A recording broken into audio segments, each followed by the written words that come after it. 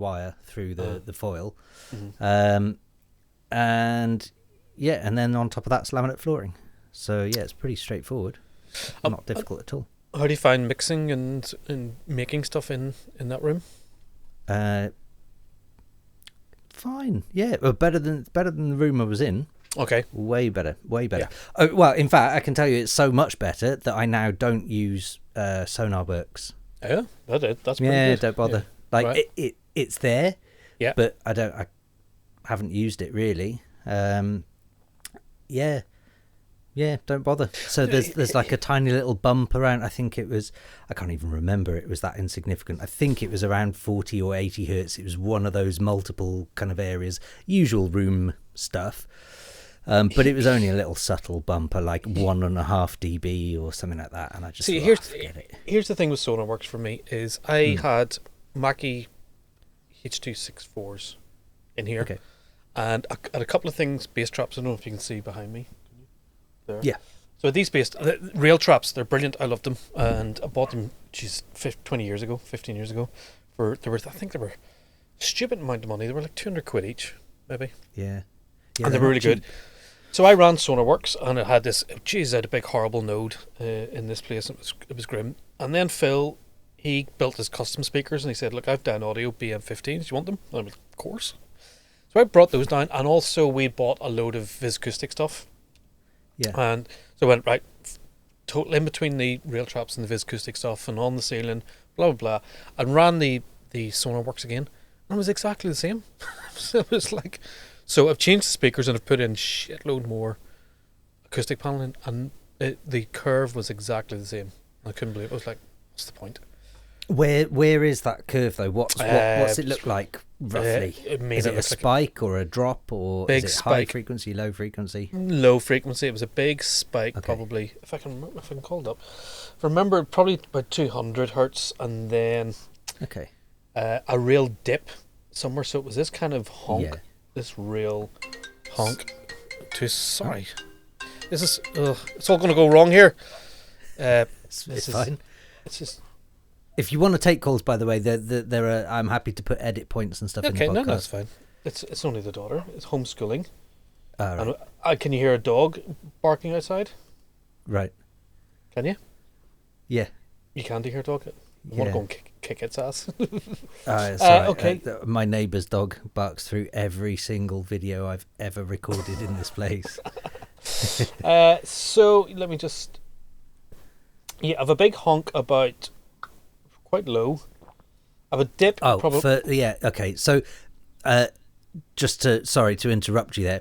So again, you've confused me. Every time I speak to you on video chat, I forget that you're mirrored.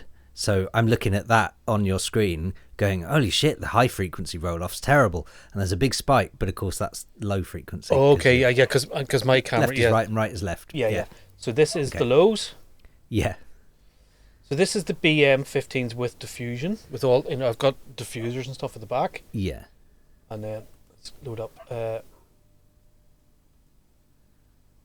it's still kind of. Yeah. It's different speakers. It's not hugely different, is it? No. So that's BM15s without all the treatment. Oh, here we go. The dog this end is barking. I can hear your dog this end. Maybe your dog, the dog that end, can hear me. Can hear our dog. So, look, it's with treatment and then with the diffusion at the back. So it's kind of big honk. It's smoothed it out. I don't know. But it's not flattened it by any means, has it? I thought that was a much nicer curve. Look, that's a bit more tame, and then. Anyway, so it is flattened it out. We still have a big dip here. So if you're using Sonarworks, I always have it about 70%. And look, the really, really, really annoying thing is having it on your output and then exporting things and forgetting to switch it off. I know. Tell me. That's why I stopped using it, because it was at that point in this room where I thought, okay, I can hear the difference. So there is a difference when I'm A-being on off. And I'm listening to it and I'm going, but the spike frequencies are not in areas that bother me. So I kind of thought, you know what, I'm okay with this. I can live without it, and I'd rather do that, because the number of times I fucking exported a track to send to a friend, and they're like, "Oh, it sounds a bit muted," and I'm like, "Oh, bollocks!" It's because I forgot to do Sonarworks. It's why if they could have this magic bypass on export type thing, which I feel like DAWs, maybe that would be easier if you just bypass master plugins on export or something, or bypass selected plugins on export. Maybe that would be a good thing. Or have Sonarworks over the, like, everything that comes out. You know, don't have it in the DAW, have it at system level. Well, I think you have to have it in the DAW, don't you? You probably do, because you do have it at system level, and it is by default at system level. But the moment you load something into the DAW, you then have to have the VST to communicate with the system level one or something. It drives me. I don't know why that is, thinking about it, but it is a weird setup. I know. It does bug me. Phil, actually, with his custom setup, he's a hardware sort of version of this, and it sits basically at system level, so he doesn't have. It's not on any plugins, and it's all set. And if you know, set it and forget it, that's kind of what you want. Ollie, Ollie Portamanso Gork. Yeah. He's just got a new system. I forget what it was. He was talking about now, some EQ, room EQ hardware thing, and he's basically he's decided this is the be all and end all of every producer's dream. Can't remember what it was now. The only thing with Sonarworks is there's no time. It's just a snapshot of, you know, that millisecond. There's no fall off, or, you know, you don't hear, there's no waterfalls, so it is it is a snapshot. It does help lots of people in problem areas. I'm a fan, I'm not a massive fan. It's kind of probably where I'm at. And do you do any mixdown work there? Do you so it's not going to be a huge deal for you anyway. It's not like putting, you know, your heart and soul into an album. I stopped making music a long time ago. Basically Sonic just takes up so much time. I'm here checking stuff. I've got all the plugins, and I'm listening to stuff, and we're A/B-ing things, and, you know, still across it that way. But actually, making music, I just don't. And it's a real frustration at me at the moment. It's a real. Have I lost it? Have I? I don't have making music. I'd love to just not feel that burn. In my mind, I'd love to be making music, but I think in reality, it's like when I sit down, I kind of go, "What's the point? You know, it's not." You know what? Where's this going to go? I think we all think that. I know. So it's kind of. I wake up feeling that. What's the fucking point? So it's like 20 years ago, there was a point you're going, "Oh, this could get released and possibly go into the charts and get us a few DJ dates." Now it's kind of like, I listen. I'm a real fan of music at the moment. I love listening to music. I get excited about music. I think some of the productions at the moment are really brilliant. And I go, I want to make that. That's amazing. Oh, I've got to go in the studio, and I know how to make it. And then I sit down and go, what's the point? Yeah. So how did it all start for you then? Take me back, because obviously you are of Agnelli and Nelson fame and fortune, I guess. I mean, you guys must have made some fairly serious money, right? Because you had what, 5 UK top 46? 6. We made serious money for lots of other people and not ourselves. We signed disastrous contracts with a I know you've mentioned that the contracts were shit, but how shit is shit? Well, for example, we have within our contract, which we're currently in, we have 100% packaging deduction, 90% packaging deduction for digital downloads. So that 0.00 of a pence that you get from Spotify Play is reduced by 90% for packaging deductions. Christ. Well, hang on. So, because I've seen you mention that somewhere before. It might have been on Facebook or something. You said something, because I think it must have been, because everyone's been doing the whole Spotify Unwrapped thing for New Year and whatever. Oh yeah. And I saw that, and I don't know if I did. I don't think I did, but I was gonna message you about it, because I was like, "What the fuck? Hang on." No. Like, I mean, so I don't know if it's worth chasing or not, but I know if that was set upon me, I would have my lawyer on it so fast, because do you remember bank admin charges? They were a thing up until 7 or 8 years ago. It wasn't that long ago. And if you went overdrawn or whatever, they'd stick a 30 quid fine on your account, and and they'd call it an administration charge, up until the point where the world turned around and went, hang on, if you want to call it an admin charge, you need to prove you're spending that on admin, because you can't, otherwise it's just an actual charge. You're just ripping people off for nothing. So the banks sort of finally backed down and said, yeah, okay, maybe we won't charge that much, and now it's like 5 quid or whatever. With Spotify, what packaging costs are there? Can you not query that and go, well, hang on, you need to prove to me that it's costing you 99% packaging? Dom, probably 15 years ago, we had a lawyer bill. Towards the end of all this, a lawyer bill of £25,000 in 1 year, trying to get out of contracts, and we were signed a label here in Ireland that licensed us onto. Can you just give me 2 seconds? The dog has just burst through the door here. Hey guys, I just thought I'd take this moment to let you know that this podcast is powered entirely by Patreon. So if you'd like to support the creation of more episodes like this one, then please head to patreon.com/Dom Kane, where you can access loads of goodies from sample packs to music downloads, and you'll even get exclusive access to episodes of this podcast before anyone else. So head to patreon.com/Dom Kane, and I'll see you there. Now on with the show. Probably 15 years ago, we were signed to.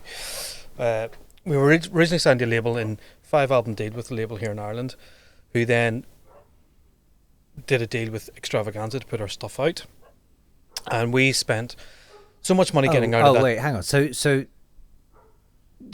were you signed directly to Extravaganza, or was it like a originally thing? We were third party license agreement, and then we went direct. We got rid of the company here.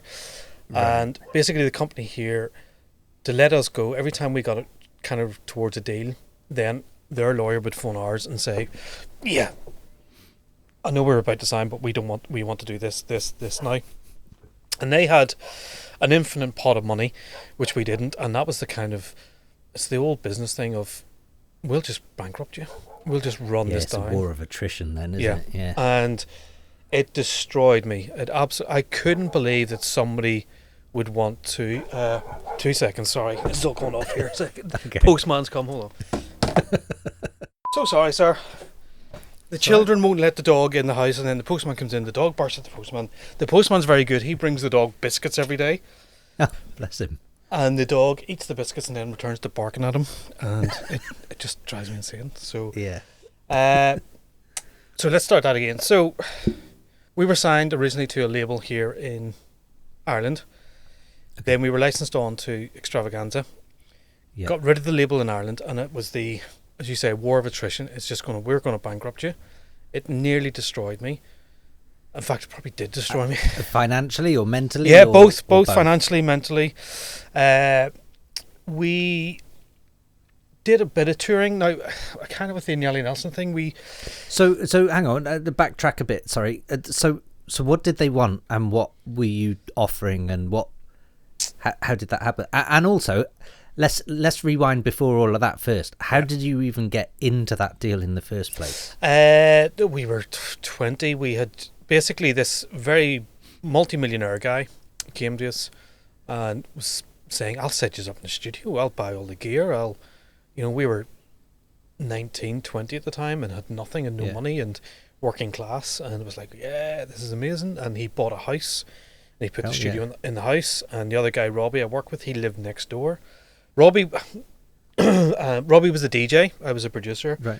And they brought me down to work the gear, and within about 6 weeks we made El Niño. And this guy hadn't a clue about dance music, but which was huge, by the way. Yeah. For anyone listening, El Niño was awesome.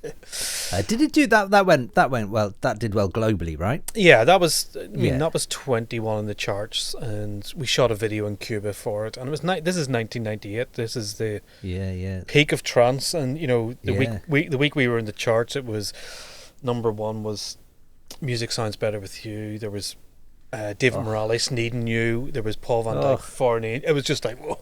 And we were in amongst it all, and at that time, you kind of thought, this is normal. This is, you write a record and it goes in the charts. This is, that's kind of, we just we're at the right place at the right time. Yeah. And Robbie started DJing, Gatecrasher, and doing tours. I didn't DJ probably 98. I started DJing probably late 99, early 2000. Okay. My second ever DJ date, playing vinyl, was in front of 3,500 clubbers in a tent, in a Gatecrasher tent. It was just horrific. Where was that? It was in Belfast. It was in just outside. There was a big festival here called Planet Love, and there was a Gatecrasher tent, and it was all big names. And there's me, and I remember in my bedroom, and going up on stage, shaking, putting the needle down. It was like terrified, totally terrified. I hated vinyl. Just anybody who goes back to the vinyl, it just a jump. You put you'd be rocking the needle and it would go, and you go, I've missed my cue point, or just trying to keep the whole thing not sounding like a train crash. So although that was kind of half the fun of it as well, wasn't it? I didn't find it fun. I think. I think when. If you go and see Sasha or someone like that and he'd fuck up a mix, the crowd would just erupt with joy. Well, I remember those early days. There used to be, sometimes in clubs, you get these DJ box where the crowd could sort of stand around and watch it, and there would just be these fellas just waiting for you to fuck up the mix and then go, yeah! And that was more pressure, going, don't fuck it up. They're watching, they're waiting. So it was like, any bit of enthusiasm I had, any sort of, everyone else around it, Paul van Dyk and stuff, had these teams around them that were, and Armin signed his first record to Extravaganza, a few months after we signed El Niño, Blue Fear. And it was kind of, and we just saw these guys build these teams, and they were all focused on the artist, the output, whatever, we need to get the records out, and how we do that, and build the artist, whereas we had guys just putting us down, just they were really negative towards us, and you're shit, and you aren't, you're no Paul van Dyk, or Tall Paul, or and it was just like, so why do we need this? And then with Extravaganza, we just got pushed down this route that we weren't particular. I'd intended to be Sasha and Digweed. That's where I wanted to be. Oh, okay, right. But I accidentally ended up making sort of slightly more commercial trance than the cool, those cool guys. I was, at the time, I was kind of friends with people like David Holmes and stuff from here, and they were doing all this very cool things. And then two friends owned a club in Belfast called Shine, which every cool techno DJ in the world has played in the last probably 25 years. And so they were bringing in Dave Clarks and all this really cool stuff. And I was the wee cheesy trancer dude. It was kind of like... so it's kind of... I did want to be Sasha Digweed. We then started having top 40 hits, and it was kind of like, oh, no, this wasn't... But I mean, they weren't... No, they weren't sort of... You tell me, because you're a bit older than me, aren't you? I think you're a few years older than me. I hope. Easy, Tiger. So I'm 39 now. Well, I'm a good few years older. I think you're early mid-40s, aren't you? How old are you? 46, I believe. Okay, yeah. I'd still call that early mid. Okay, yeah. I could be 47. I genuinely can't remember. Yeah, I think you hit an age, don't you? Yeah. It's just, I'm just old now. Oh, yeah. There isn't a number. But, I mean, I feel like the whole Sasha Digweed thing and the whole Agnelli, Nelson, Paul van Dyk, Matt Derry thing, they weren't really worlds apart back then. I don't think, because maybe it was just me. So I grew up in the country where there was no dance music. Mm-hmm. If you wanted dance music, you had to go to London. That big old London town was where everything was at. So I hated where I grew up, even though it was full of free parties. And looking back now, that got me into the whole culture, because we put on raves all the time in forests and whatever. So I don't know if maybe it was just me that wasn't cool. Shock. But I felt like it didn't matter whether it was trance or house or whatever. It was kind of just you like, if you look at like so I remember going to Gatecrasher Summer Sound System year 2000, and I saw a flyer. This is why I'm mentioning this particular festival, but I saw the flyer recently, and you had everyone from Paul Oakenfold to Danny Paul Van Tenaglia Dyke to Danny Tenaglia. You had Jeremy Healy. You had Danny Rampling. So it was all that sort of sexy groovy house thing to the techno thing to the whatever. It was just all, it was all there, you know. And I don't think they do that anymore, do they? No, it's all no, just like you got an EDM tent and a tech house tent, and everyone else can piss off. Yeah, no, I think like there was a Homelands here in Dublin in 2000, and lots of people, I think last year, were reposting because it was like 20 years ago. Yeah. And this is kind of a pivotal moment in Irish dance music, is this lineup. And there was a club here called Lush, so it was a super club. It was kind of Lush, so Dead Mouse and Pete Tong and lots of Essential mixes and stuff came from there. Then there was this really cool, still going, techno club called Shine, which all the Dave Clark, so they had a tent. And then there was the 2FM, which was the radio station equivalent to Radio 1. We were on the bill. And if you look at the bill, it is, as you say, it was Paul Van Dyke's, it was Sasha Digweed, Danny Rampling's, Jeremy Healy's, Dave Clark, it was this. And it was this thing in Ireland that people went, that was the moment, that was just this, it was so epic. Yeah. But we didn't realise what year was this? 2000. So probably the same time as you're talking. Yeah. And when people look back and look at the lineup, they're going, can you imagine that lineup today? That would just blow people's minds. But at the time, it was kind of like, oh yeah, Dave Clark's playing, and it was totally natural. And those DJs were coming in every week to Northern Ireland and driving around, and they would possibly do 2 clubs in one night, or they would do a Friday night and then a Saturday night. And so it was kind of, you're right, it wasn't, Sasha Digweed and us and Van Dyke and stuff weren't a million miles apart, and it was also very innocent. It also felt much more about the music rather than the marketing plan or the social stats and that's I couldn't be a producer or DJ thing today, that having to go to airports and get your mate to take a photograph, I'd just be so uncomfortable with all that posing and putting yourself out there. I don't do it. I don't and I fully understand and appreciate the fact that I've hit my ceiling as a producer DJ, as far as I'm concerned, and I'm okay with that. I've come to terms with that, and I came to this sort of, it was kind of an epiphany. 2013 it was, I can tell you, the winter of 2013-14, and I just kind of realised I'm too old and too ugly and too boring to become a celebrity type, and I think we'd hit the birth of Instagram, and I think it was around that time, probably 2012ish, where I got provisionally booked for a festival in Swansea, which was never going to be an amazing, it was going to be a good fun gig, but it was never going to be a career changing, it's hardly fucking Glastonbury, is it, Swansea? And the promoter, after a couple of weeks of talking, let's do this, let's put you on this time, you'll fit in the bill with such and such, this will be great.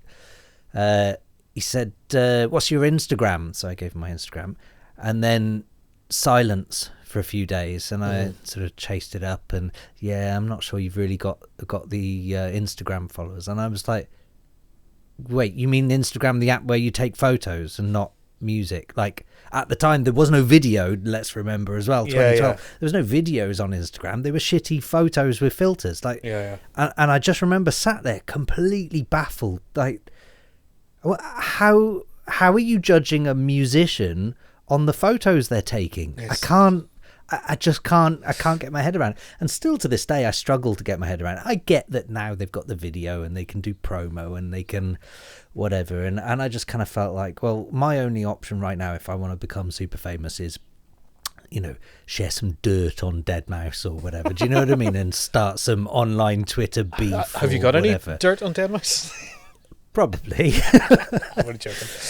But it's one of those things, isn't it? And I just felt like, right, so now the only option I've got is to be that controversial DJ. And I'm not going to be that because, of course, this again, 2012, 2013-ish, was when, what's his name, that dickhead, DJ Sneak, was mouthing off about, I can't even remember, it was something about that's not proper house music or whatever, and just being a whiny little baby as he is. And I just remember, you know, the whole sort of electronic music scene turning around and going, who the fuck is this guy? And then, of course, oh, he's got a new album out or whatever. Well, this is what, you know... Oh, okay, I'm with you now. It is a big game. Somebody starting beef the other night, and you know, and literally somebody posted, I presume you have a single coming out in 2 weeks, you know, because it was literally, you know, because you're just spouting shit. I don't, how do I feel about it all now? I'm glad, I mean, I'm so thankful. I was there in 1998 and we were right in the middle of it. Yeah. And that's an amazing sort of thing to do. 2 weeks ago, Armin did the Top 1000 Trance, and our remix of Big Sky, which was one of the last things I did, kind of as a full-time serious artist, was that remix. And I do remember doing the remix in this room, this is where Big Sky was made. Right. And I remember thinking, right, I'll show them, you know, the bad gigs had started out when the good gigs, probably 2005, 2006. We had a baby here in 2007, and it was kind of like, you know, 1 month it would have 2 or 3 gigs, and the next month it would have nothing. I was like, I can't do this. And it was the whole singles. So this again, if I've got my timeline right, is kind of the period where trance kind of disappeared, didn't it? Yeah, I was. Yeah, I mean, okay. Well, but never to come back. I recorded one of these podcasts the other day with James Funkcase, who you've had on Sonic. Yeah. Funkcase, yes. And we were talking about the death of dubstep, but bearing in mind also he's, up until the pandemic, was on a huge world tour. So even though we're kind of talking about the death of dubstep, in the same way as I'm saying trance kind of disappeared, it never fucking disappeared. But certainly from the UK scene, gone by that time. Because I remember hard trance being a thing, and that was like the latest, greatest 2001, 2002-ish. Right. And that was like... Organ that was like a donors, crossover. It was kind of crossover from hard house Fergie. into. I was just going to say Fergie would be the prime example where he then moved, because he kind of transitioned from hard house, didn't he?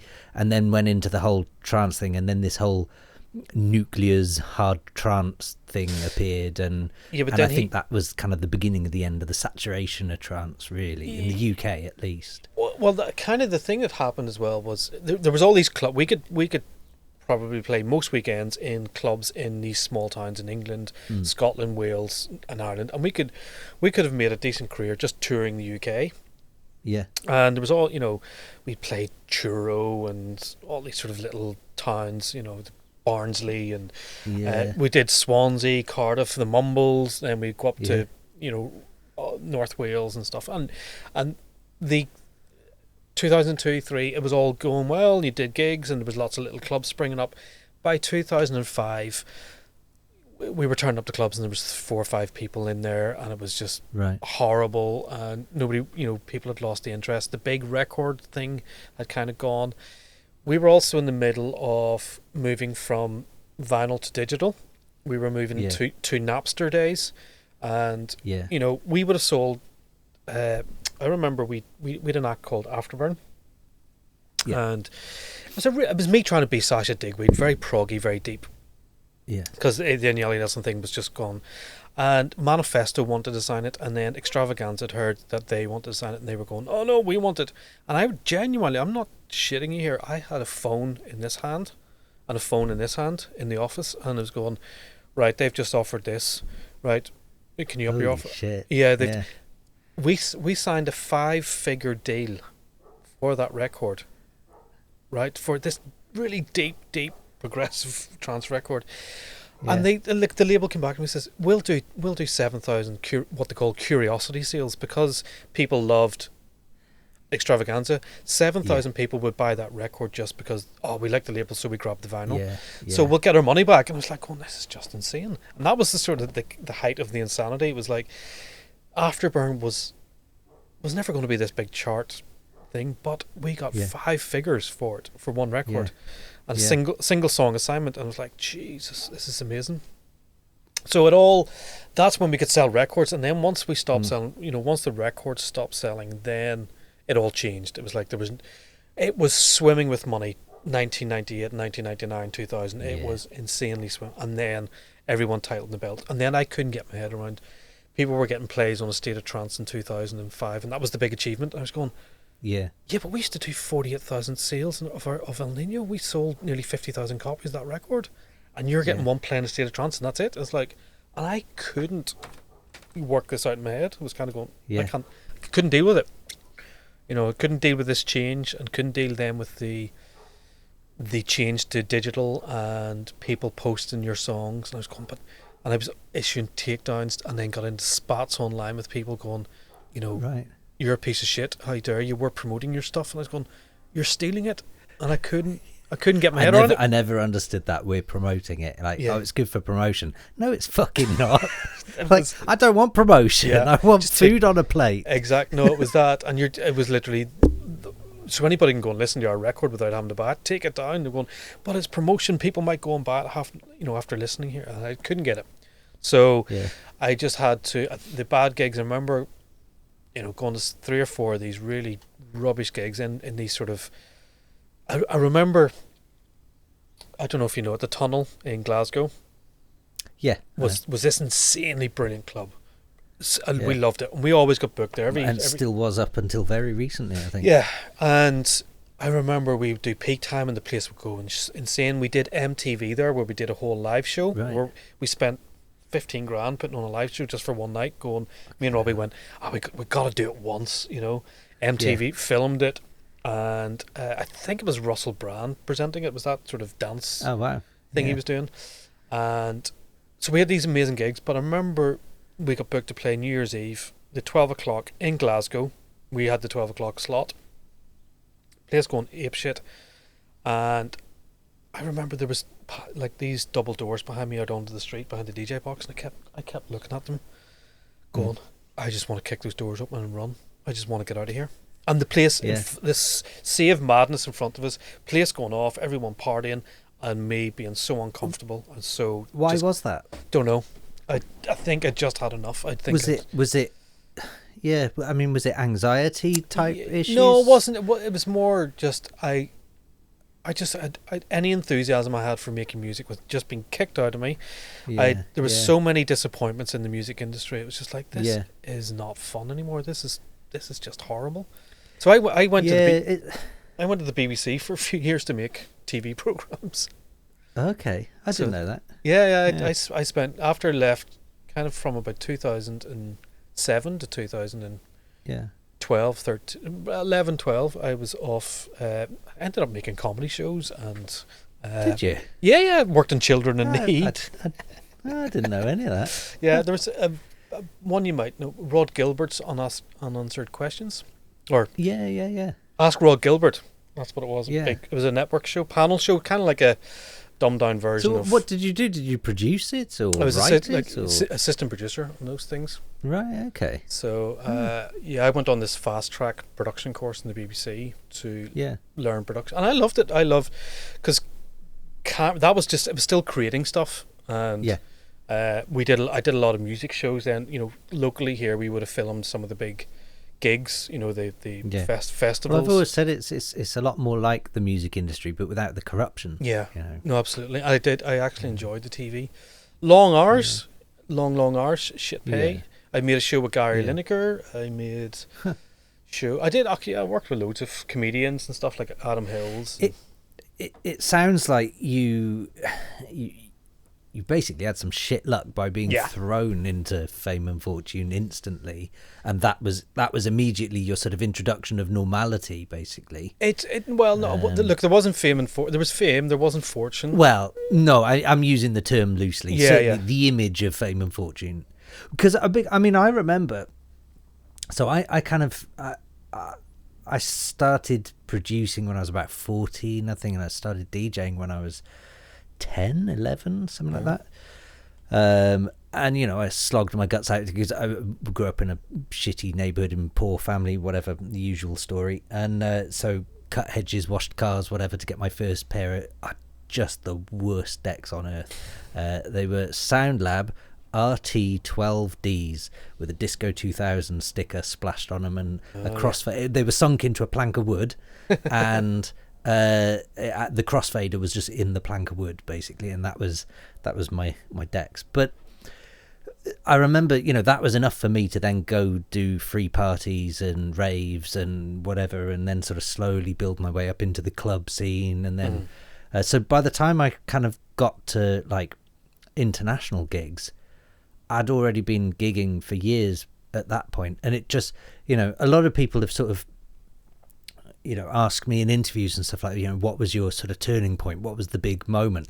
And I'm still waiting for it. That's my response. I never had it because it was, so again, I mentioned this in the podcast the other day. I was lucky enough that the internet was kind of around when I was like 16, 17. It got invented and used in the public sort of thing, so I had access in like the college computer in the library and whatever, and the local library. In fact, I'd go I remember staying with my sister for 6 weeks of summer holidays, and I'd go to the local library to use the internet, and I was trying to build a website so that I could get in touch with record labels. So I'd built up this website that we'd review music.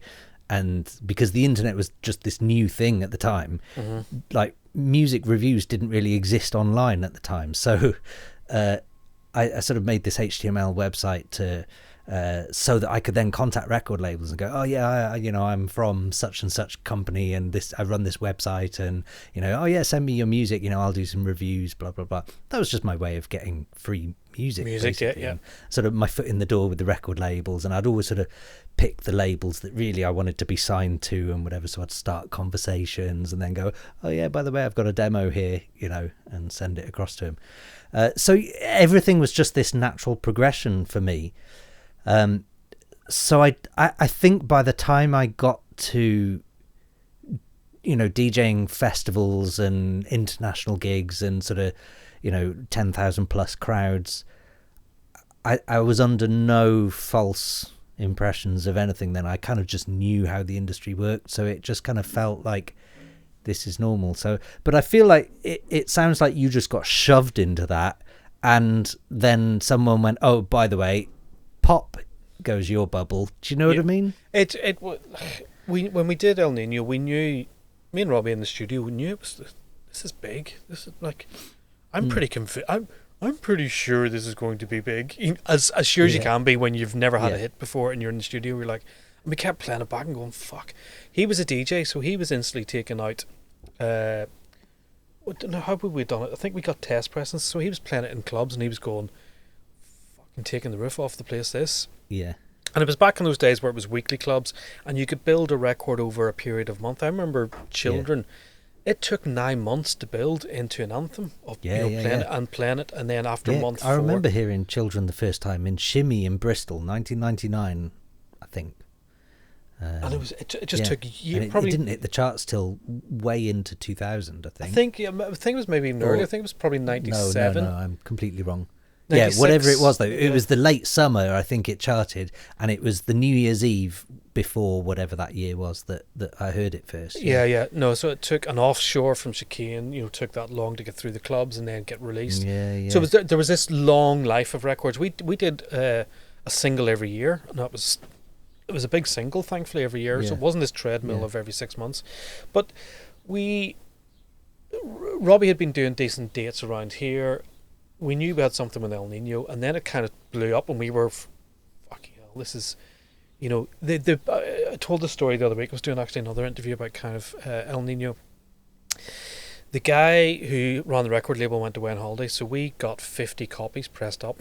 We just sent off the masters. They came back, and we, by hook or by crook, we got Tong's address, Danny Rampling, Judge Jules. Robbie would have DJ'd with these guys, and a guy we worked with, Billy, booked them, so he would have had addresses and stuff. Yeah, and managed. They were accessible back then as well, weren't they? You know? Yeah. So we wrote, we're not going to give you the usual soaring synths, just to say that by posting this out, we know where you live, so you better play it.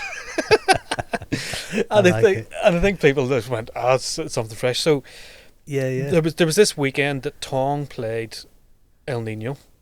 Then the after show was Judge Jules. Then the Saturday was Danny Rampling, and then Judge Jules again. And they played 4 times over the weekend. El Niño was played, and on the Monday morning, I came down and there was a fax machine.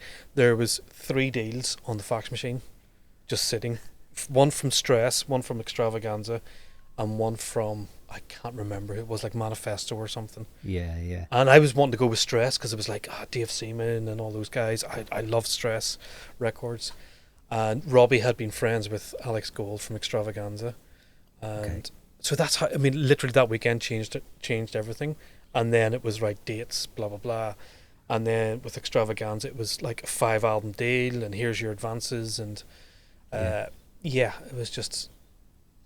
We had bad legal advice, and we just fell in with 3 or 4 people that were just far better businessmen. I didn't really care about the business; I cared about the music, and they were just more, just more on the money that way. And I couldn't believe.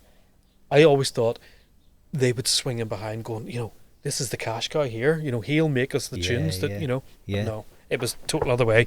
We'll absolutely just milk everything we can from this guy's music and steal it all.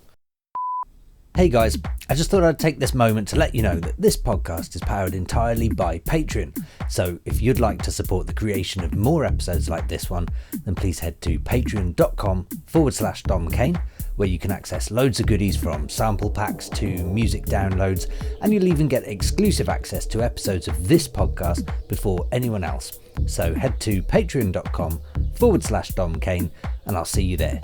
Now on with the show. Yeah, well, this was the thing. I remember reading a stat ages ago, so I forget what the stat was, but it was along the lines of 80 to 90% of music signed to majors in the 90s didn't see a release date. It just didn't get released. And that was kind of how they did. And they'd go, here's $100,000. Yeah, here's $100,000. Yeah, here's $100,000. We'll have it. And then they'll just wait for the right moment and go, this one we'll put out now. And they'll just put out, and they know they're going to make their money back tenfold, which will pay for the other 9 that they didn't release. Yeah. And that's kind of how they saw it at the time. So, musicians were just, nobody gave a shit. And that was just peak cocaine money, in the 90s. That's all it was, where were they going to get the next yacht party from? I feel sort of pleased for the guys now getting into it, in that it seems to be a much nicer place to be, and labels are decent. I think for the most part, I think so, yeah. But I kind of feel sorry for people at the same time, though, because, like you said that, you were a producer. Yeah. You were a producer, and then you learnt to DJ. Like, to that, to people starting now, that's probably a really odd concept. They'd be like, why the fuck would you only do one and not the other? Because now they're both kind of the same. Yeah. And you can't be one without being the other. You couldn't, like, I remember, and I've always used these guys as the example. To me, and correct me if you think I'm wrong, to me, the last true DJs were James Zabila, Paul Woolford, and that era of residents in Space Ibiza. To me, they were the last big DJs to ever just make it as DJs. Well, Paul Woolford would have produced. Did he not? Yeah, let's be honest. He had one track that was huge, but he was DJing way before that. He kind of produced because he felt he wanted to. But his career was not off the back of production. Although there was that one, I can't even remember the name of it now, that one track he did that was just an absolute banger. His first one just blew up, that was using that sort of ring mod sound. The last, in our sphere, the The last sort of guy that was just a DJ and not a producer to kind of make it through, I thought was Gatecrasher resident. Oh God, Eddie Halliwell, who didn't produce, who didn't release records. He was just a DJ. That's probably about the same time as James Zabula and Paul Woolford, I think. So, it's that era. Whoever. I think when we look in here, probably 2005-ish. Eddie, maybe 2003, 2004. Yeah. So it's kind of So I think it's around that 2004-5 era. Is anyone after that date could never have made it as a DJ without being a producer on top, and you just had to produce. And it was kind of weird, and I think this is where it's kind of got a bit odd, and where I do feel bad for anyone who wants to start now, because some of us are not natural born performers. Some of us don't want to be on stage. Some of us just really don't want to be a part of that, and yet you now have to be this huge personality, and there's no clear set path in it all now, where I think when you and me started out, and certainly beforehand, you sort of talk about the 98-ish era being the pinnacle. In 1998, if I'd have produced a smash record that I thought was the dog's bollocks, I could have gone to Miami in March, gone to WMC conference. I would have stumbled into a drunken Pete Tong on the side of the street and literally just gone, here you go, in his hand him that vinyl or that cassette or CD, whatever it was, and he would listen to it, and if he thought it was also a hit, he'd have played it in his Miami pool party, and the rest would have been history, because that would have been the summer anthem of that year. It was kind of clear cut, and the point I'm trying to make is that if you were a producer back then, you knew DJs, and DJs were DJs, producers were producers. They were kind of separate entities. So stuff like WMC back then, the producers were basically going there to try and give DJs their music, to try and go, look, this is my music, play it in your gigs, tell me how you feel, and whatever. And they'd build that relationship, and the producers would supply the DJs would do the parties, and the rest is history. And the labels would just watch the crowd reactions, and the labels would sit back and go, I've noticed Pete Tong playing this in his pool party, this is going to be a hit, I'm going to sign it. Get me in touch with the producer. And it's all that big circle of life that to me was clear as day at the time. Absolutely. And I remember as a teenager, that was my kind of, okay, I can see my entry point into this industry now. Absolutely. I see where I can go. And then I remember there was a point it must have been, I don't know, probably about 2004, 2005, where the internet really just gripped the music industry by the bollocks, and everybody had started producing their own stuff. People like Eric Prydz were becoming a name. And then if you'd have gone to WMC in that sort of time, where Eric Prydz was doing the whole Call on Me thing, and you went to see Eric Prydz, well, Eric Prydz was playing Eric Prydz music. So if you were a producer, you could have given your music to Eric Prydz, but he wasn't going to play it. There was no chance of that.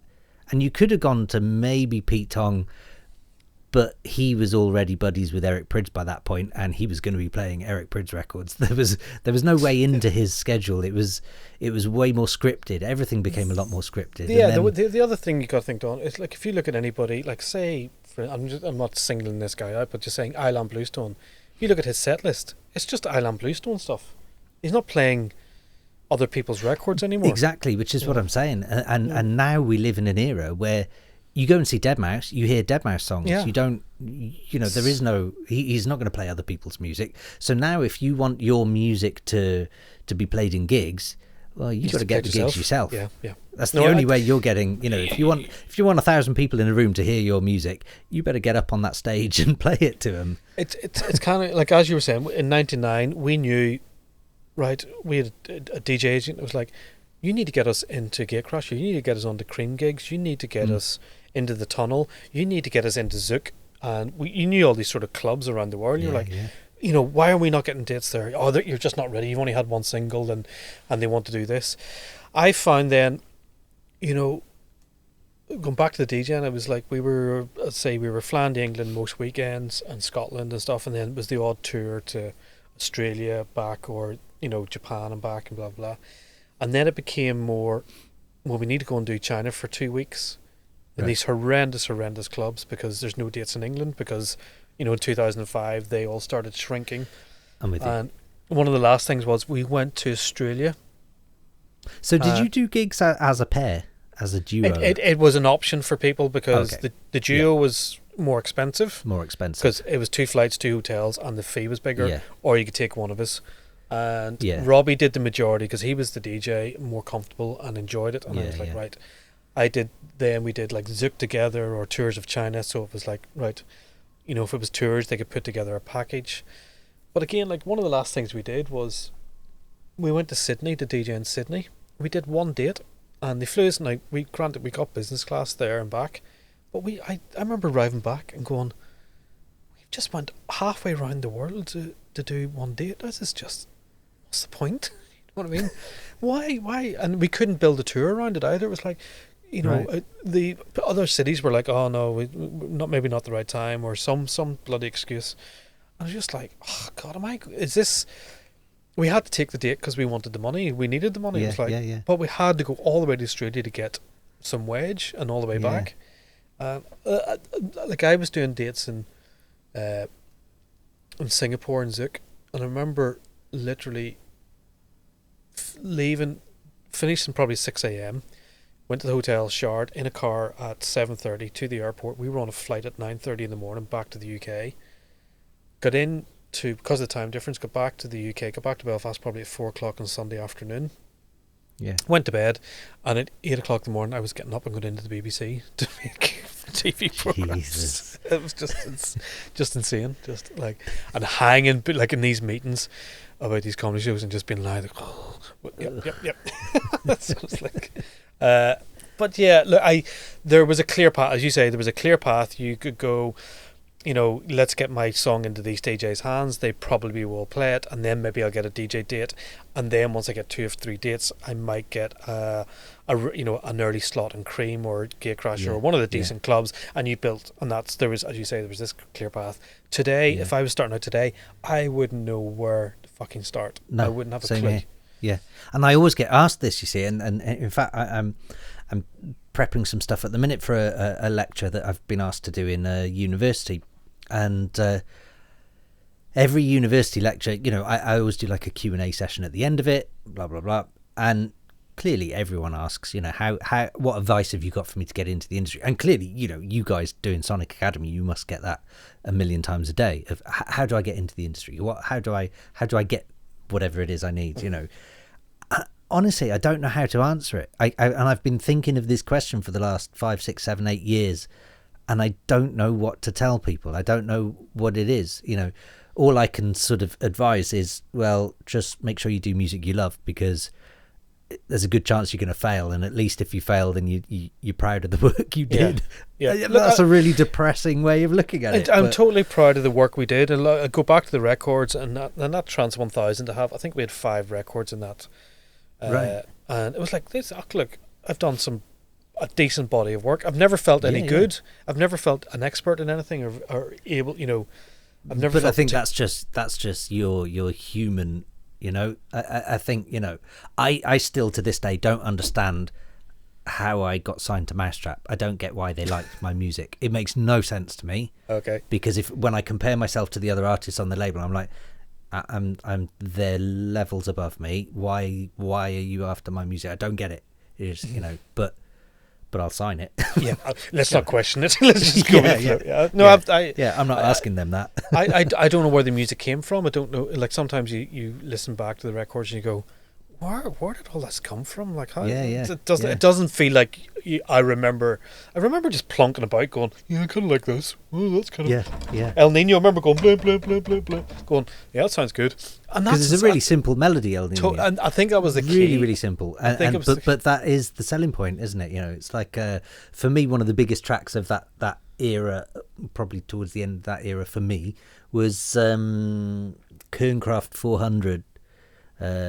Zombie Nation. Yeah. The melody on that, again, Gatecrasher Summer Sound System 2000.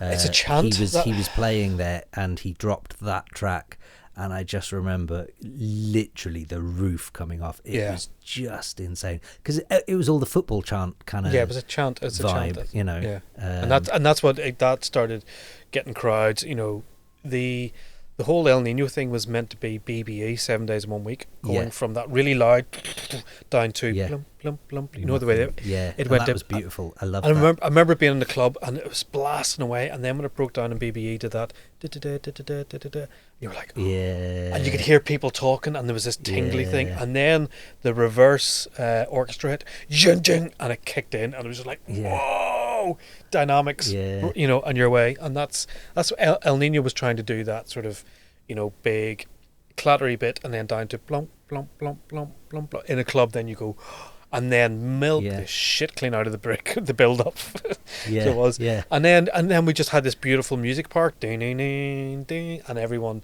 you know, it was that blissed out Ibiza sort of vibe.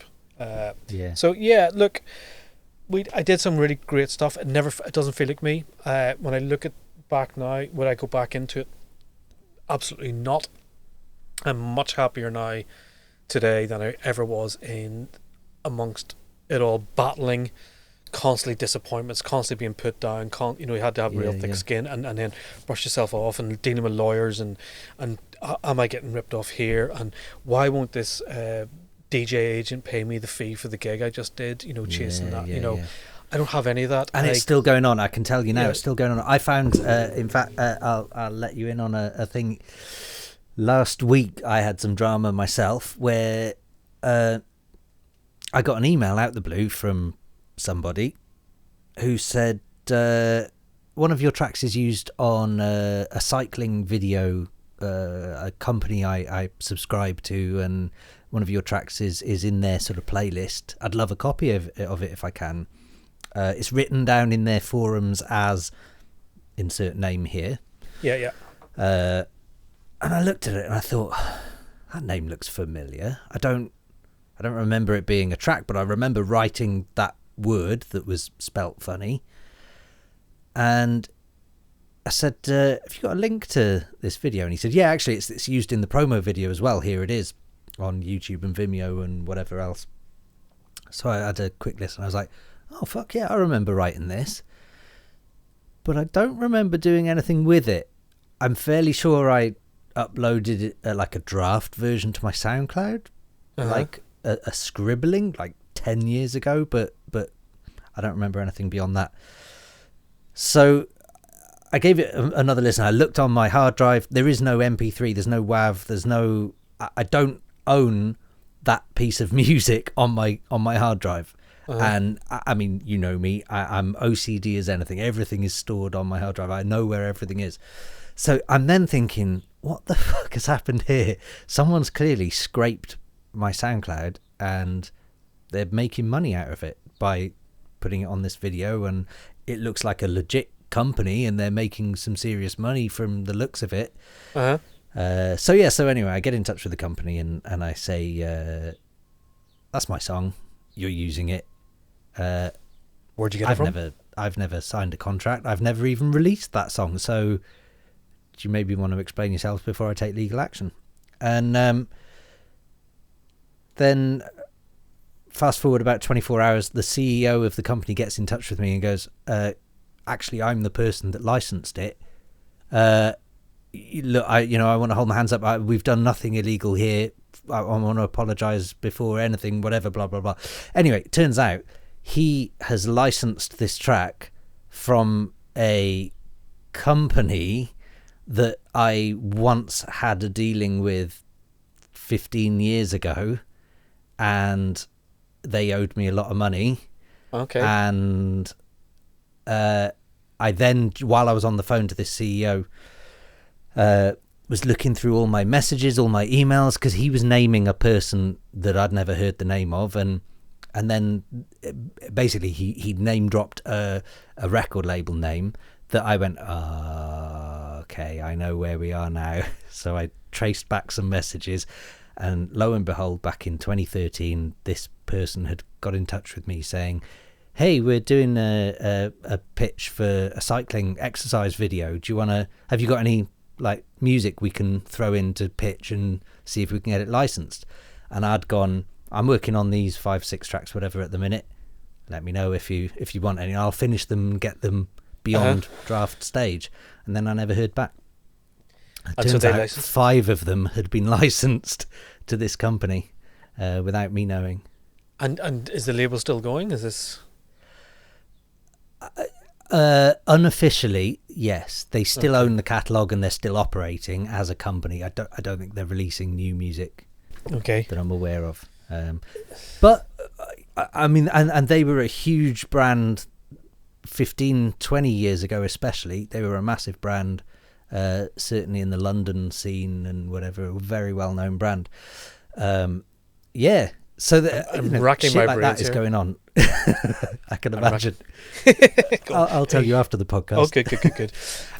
No, look, it's hard. I think it's look, anybody I've dealt with, artist-wise, people doing content for me, genuinely, 100% hand on heart, it has been an absolute breeze. There's been the odd one or two hiccups along the way, nothing too major. And I've never fallen out with an artist. We've never had any bad dealings with an artist. In fact, the only time you ever really get pissed off is, especially when you're booking American artists, then they go, yeah, we're just going to loop in our management. And you're going, oh, Christ. Yeah. And the management come in and go... In comes the 30-page contract. Can I have a one-pager? And can you, and it's like, oh, Jesus Christ. Look, it's quite simple. They want to record a course and do it for us, and we'll pay them money. It's just as simple as that. And 99.9%, every artist I deal with is actually really lovely.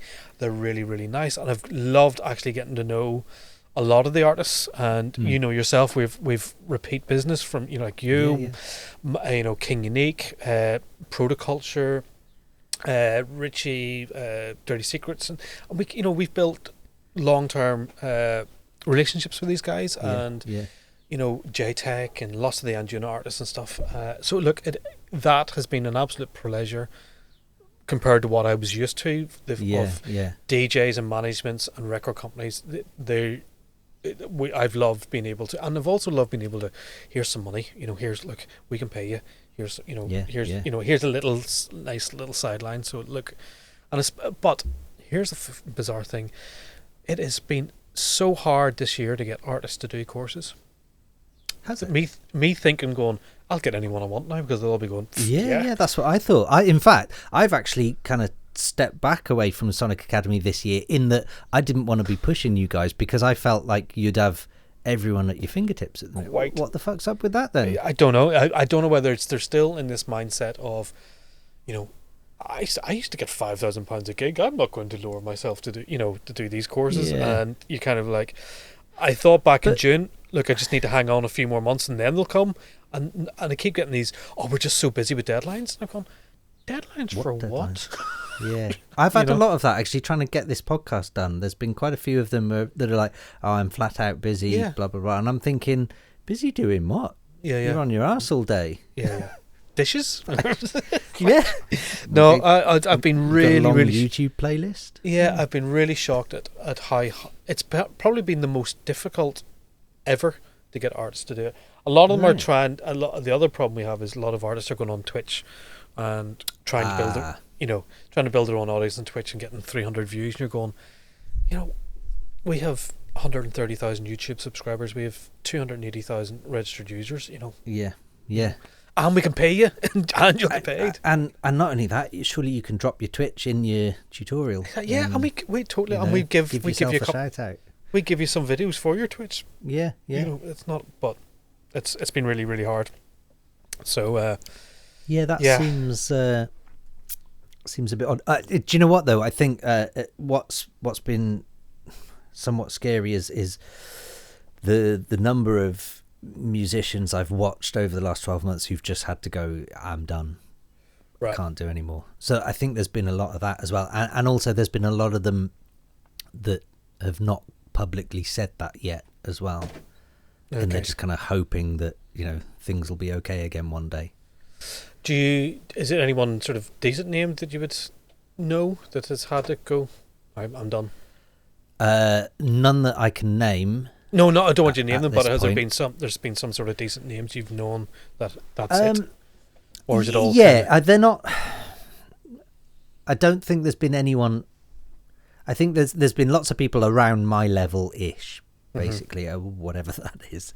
There's been no one particularly big, but even talking to Funkcase the other day, he's, funnily enough, you mentioned Twitch. He's saying that he's been doing his Twitch thing, but then he's always done the Twitch thing since long before. So, and he's a big gamer and whatever. So, it kind of made sense for him to carry on doing the Twitch thing, and I think a lot of his fan base there's a good crossover there for him, because I think, if I'm honest, the dubstep fans are kind of the younger generation who are more likely to be into their computer games and whatever. Yeah. So it kind of made sense for him to do that. And he was saying, that he is making almost enough from Twitch to be able to sort of pay all his bills and survive from that alone. Oh. So, and he's saying, he luckily he had savings, because he was in the middle of a world tour when the pandemic hit. So he had savings that are now being eaten slowly, but he said, but I'm okay, sort of thing. Yeah. And I should imagine there's a lot of DJs that are struggling with that aspect now as well, because I'd say, at the end of the day, our government, don't get me wrong, the government of, for me personally, from my perspective, I pay whatever taxes are due and whatever, and I know there's a lot of people in my sort of level who have done a lot of gigs cash in hand and whatever, and that's probably come back to bite them in the ass now, because you only get what is the furlough thing for self-employed, the 80% up to $2,500 of whatever your average monthly income was over the last 3 years, calculated basically. So there's a lot of people who were doing cash in hand gigs, and so their monthly average officially was zero. So they're just not getting any support. I'm lucky that sort of government support has been okay, and it's kind of topped up where there've been holes and whatever. And to be fair, my career wasn't gig based anyway, so I've kind of been somewhat lucky through the pandemic so far.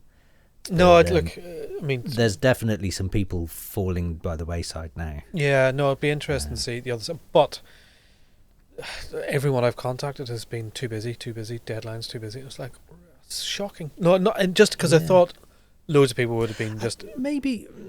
I guess I've probably been pretty busy in that I'm, setting up 5302 and stuff like that, and working more on the publishing side of stuff. So maybe people are. I think that's what it is. Sideline projects. Yeah, and stuff, they're sort of looking different income streams and trying different things out. So it is, and we just have to keep bashing away and keep going. Right, we'll get some of the bigger names, get some decent names. But yeah, look, it's been a decent year for us. We're by the skin of our teeth. Well, I was going to say, how's your subscription level been affected by the pandemic? Has it gone up, or has it gone down, or has it kind of cancelled itself out, or what? We had a massive bump back when it all started, because everyone went, right, I'm off work for 3 weeks here, and I'm going to learn how to make techno. Now's the time. Yeah, now's the time, and I got furlough, and I'm just sitting at home. So yeah, So we did a big spike, leveled off. Leveled off and kind of returned to normal levels now. But we did a lot of 7-day free trials. We did 70% off Anna throughout the first the first lockdown. 50. We were like, okay, people are losing jobs and out of work, and here, let's see what we can do. So it has been. It's been a good year. We did okay, and just because we're a learning site and we've content and people are at home, and it's like, we can use Sonic Academy, and it's perfect, isn't it? Really? So it just, that's by the skin of our teeth. We were in an area of the industry that did well. So yeah, look, it's kind of back to where it was, and it's always it's a real battle out there, because there's other people come in and do things, and as I say, lots of artists are doing their own Twitch things and stuff. So you're trying to keep generating ideas and generating how do we keep this fresh and moving forward, and I'm keep bringing content. So yeah, it's you constantly have to think about it. You can't just rest and go, this is, Do you find you have to stay on top of all the trends? Oh, absolutely. I'm constantly, I'm constantly looking at Beatport Top 100s. I'm looking at YouTubes. I have loads of DJs and stuff on feeds. So you're trying to watch and trend who's very busy social media wise, who's not. Then I'm listening to mixes. And the other thing I would have done probably prior to this year is looked at festival lineups. I went take away the first headline. Who's the second line and who's getting repeat, so who's kind of hot. So you're constantly, and then listening to stuff and checking things out in synthwave. We were kind of probably 3 months ago going, what's the big sound? We had Future Bass a while back, and it was like, let's jump on that. So what was the big sound? We had nothing for a while, and then we did a bicep course a couple of weeks ago, and that that breaks, that slow down trancey trance wax bicep. A guy called Richie Blacker, funnily enough, all from Belfast. So they're all kind of this sort of breaks trance thing, and Junadb thing is very much the zeitgeist at the moment. So we're doing courses on that.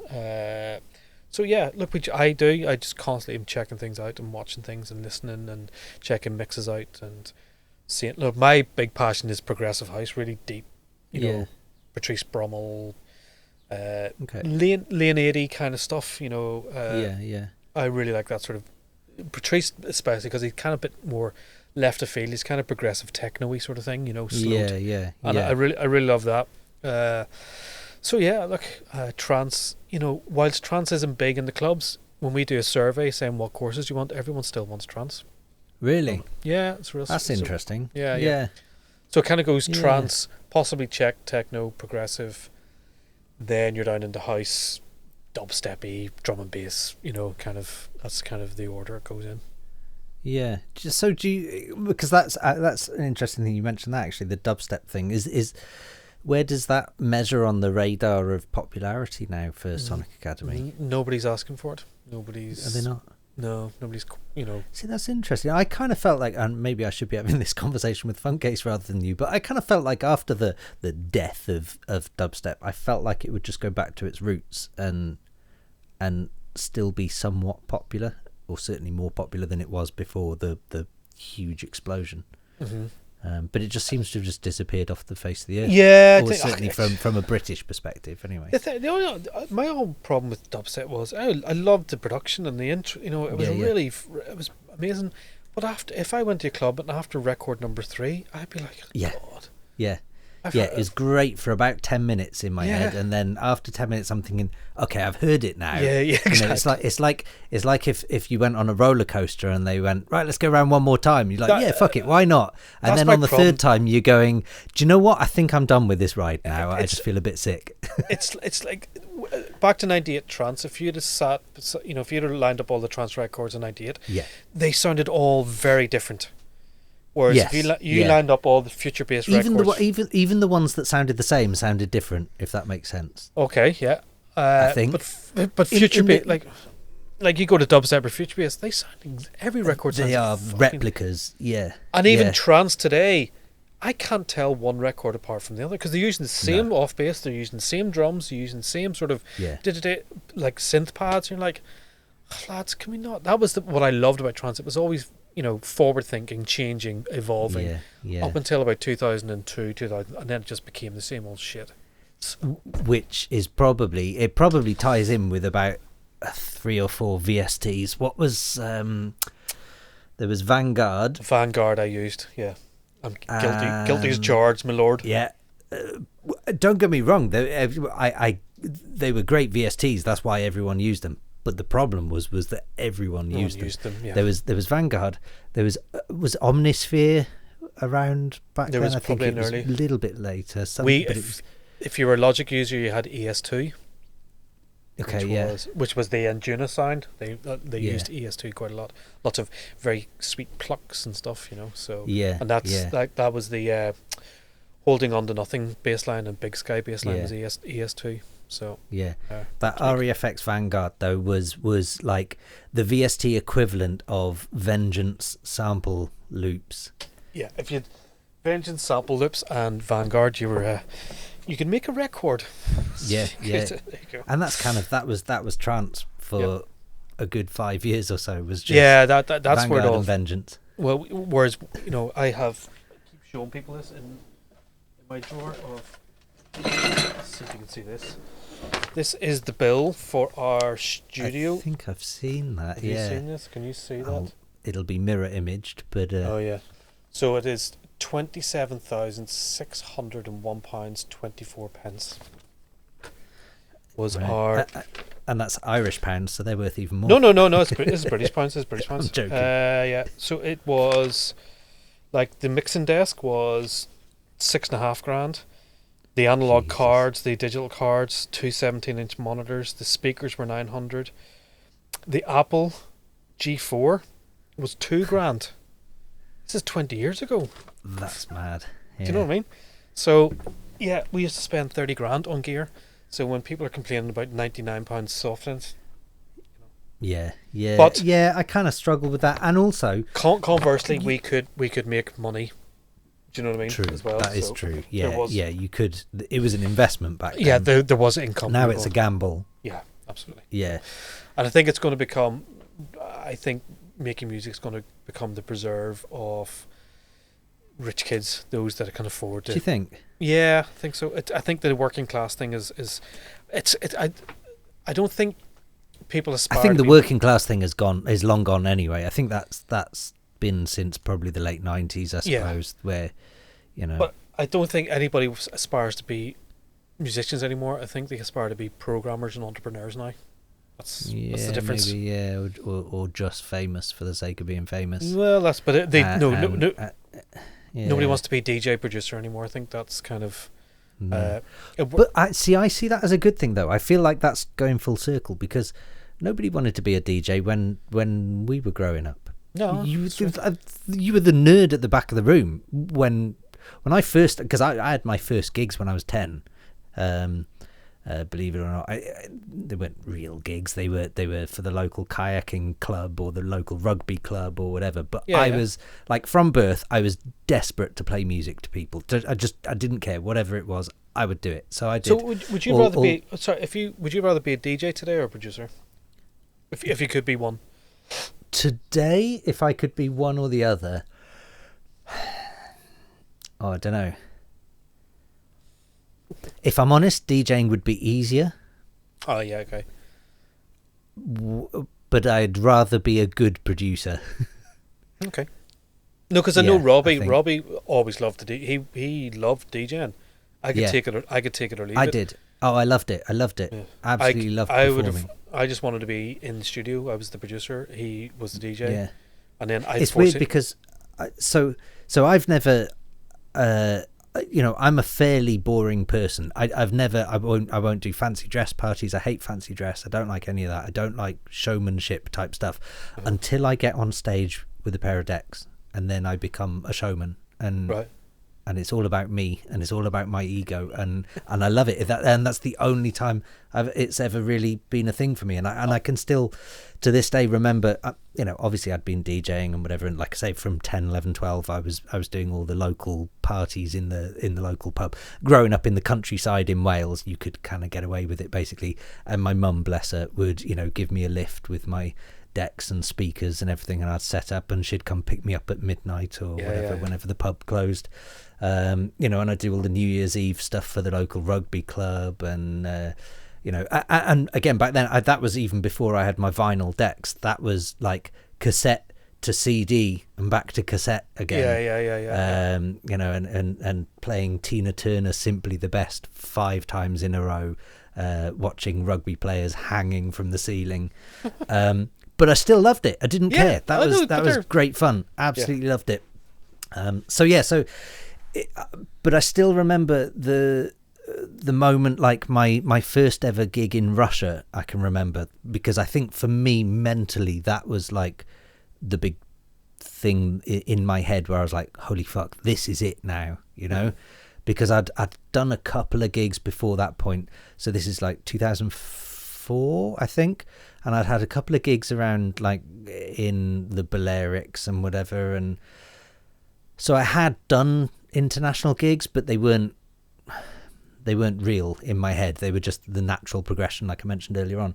But I remember then getting booked to play in 2 gigs in Russia, and the first one was in a place called Orenburg, which is like South Russia, and basically I got there, and I remember it was really fucking weird because I was so used to just everything being normal until I got to Russia. Yeah. And then I remember basically I got put in the hotel, and they said, we'll pick you up in a couple of hours. Great. I get picked up by this limousine who then takes me and a couple of the promoters to this restaurant for the best pizza in Russia, or whatever it was. And then we go to the club, and this is like 5 o'clock in the afternoon, and have to do a press conference, and they sit you down at a table, and there's like all the local journalists and TV camera crews and stuff interviewing you, asking you, what you think of their city and stuff. And I'm kind of sat there, rabbit in headlights, thinking, what the fuck? Do they think I'm someone else? Yeah. But yeah, I think that sort of early 2000s period in Russia, if you were British and you were a DJ, you were basically some sort of future god. It was really, really weird. And then I remember the club slowly filling up over time and whatever, and it gets to whatever time, 11, 12, 1 for me to start my set. And what they'd done is that this venue was like this huge auditorium with a boxing ring in the middle, and the boxing ring was the DJ booth. They'd set up like a stage with decks and everything, and there was this 360 panoramic balcony and whatever. And I remember sort of going from the green room and getting ushered by huge Russian bouncers through the crowd and whatever. And I will never forget that first footstep I took on the steps leading up to that boxing ring stage thing. And there was this weird sensation, because up until that point I was nervous as shit, and I was shaking like a leaf, and I was thinking, I've no idea what I'm going to play. I don't know what kind of music people like here. It was still early days of internet as well, so it's not like they all had the internet, and they, things weren't quite so global back then. Yeah. And I just remember putting my foot down on that first step, and this wave just went through my whole body, and that was it. I was completely relaxed from that point on, did my set, absolutely lapped it up, and I felt like I was born to do this. It was mad. It was really mad. I always had nervousness, but there was 2 of us, which was always a real comfort. You would see all these guys going around on their own, and when you have your mate there with you, and we were always very relaxed with it. Me and Robbie never argued once, never fell out. Oh, really? Always, that's good. No, well, that's Robbie, rare. Yeah, no, Robbie was a big laid back. Just he nothing fazed him. I was the more irate, mouthy one. And Robbie just go along and just go, yeah, whatever. Stone most of the time, but but it was nice. If you're in these strange countries and you were all a bit like, right, this is all gone a bit weird. Robbie was, there was 2 of us going, right, we get out of here. Will we leg it? Because I always remember thinking how much of an appeal that would have to me. I always remember, just being sat on an airport on my own, for knowing that I've got another 4 hours until my flight gets boarded, and I'm sat there just thinking, fuck, a conversation in English right now would be amazing. Pre-phone days and stuff. So that's it wasn't like you couldn't have flicked. Not like you could just sit on Facebook or whatever. So no, it was brilliant. That really helped. That really. Dude, I am going to have to split because I'm going to. That's fine. 3. That's absolutely fine. Yeah. Is that enough? Of course. Yeah. How long do they normally go on for? So far they've been about between 2 and 3 hours. Oh, shit! Yeah, they've gone on. The aim is an hour, but like honestly, the whole.